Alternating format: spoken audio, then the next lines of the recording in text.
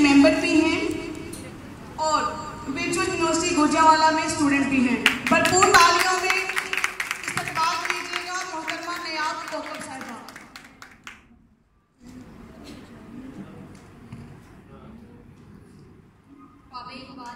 और आज का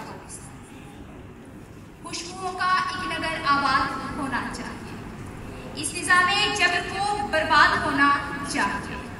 जुल्म बच्चे चल रहा है कूचाओ बाजार में, अदब को भी साफे औलाद होना चाहिए। ख्वाब कायद के ख्वाब, जनाबे वाला ये थे मेरे कायद के ख्वाब। अब सवाल ये पैदा होता है कि क्या ये वही पाकिस्तान है जिसका ख्वाब इकबाल ने देखा, जिसके लिए मेहनत और मुशक्कत कायद आज़म है। कहा जाता है कि ये पाकिस्तान मेरे कायद के ख्वाबों की ताबीर है, मगर सूरत हाल तो बहुत गंदी है। ये तो असलाफ की उम्मीदों का कब्रिस्तान है, फूल कलियों का शबिस्तान है, रोटी कपड़े मकान का यहाँ फुलदान है, एक हाथ यकीन तंजीम का बहरान है, जाली डिग्री वालों का लहराए इक़्तिदार में भीड़ है। और कहा जाता है कि ये मेरे कायद के ख्वाबों की ताबीर है। ज़ीनत महफिल ये वाक़या आपकी खुसूसी तवज्जो चाहता है।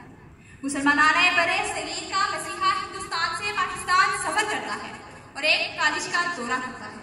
नौजवान अपने कायद को देखकर उसके गिर्द हो जाते हैं और सवाल करते हैं कि कायद कैसा होगा हमारा पाकिस्तान, कैसी होगी आपके ख्वाबों की ताबीर।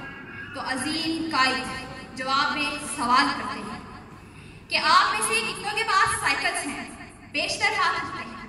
कायद फिर से पूछते हैं कि आप में से कितनों की साइकिल पर कानूनी वक्त के मुताबिक लाइट्स लगी हैं? तो भरे मजमे में, जी हाँ जनाबे वाला, भरे मजमे में सिर्फ एक हाथ उठता है। तो मेरा कायद के साथ कहता है कि ये है मेरे ख्वाबों की ताबीर, ऐसा होगा मेरा पाकिस्तान।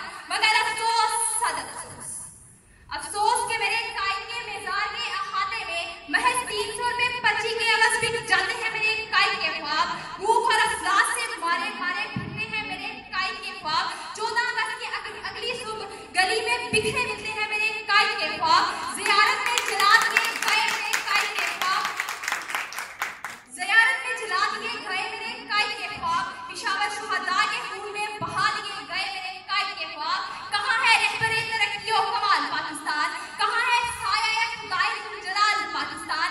होगी ये शान ये मौत का सामान कब तलक, मुफलिस से शहर रहोगे यूं ही हैरान कब तलक साया वहशत यूं ही घेरेगा हमें, दर्द का बोझ उठाएगा शबिस्तान कब तक।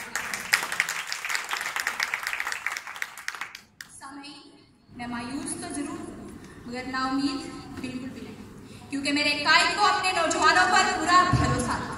उनका यकीन था कि कोई उनसे टकराया तो अंजाम कयामत होगा।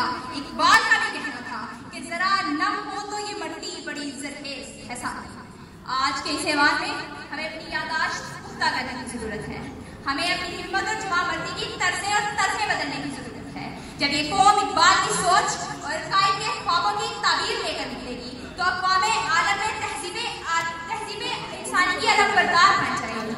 जब शौक़े तमाशा और ज़ौक़े तकाज़ा दिलों में बेदार होगा तो इस सैलाब के आगे ज़ालिमाना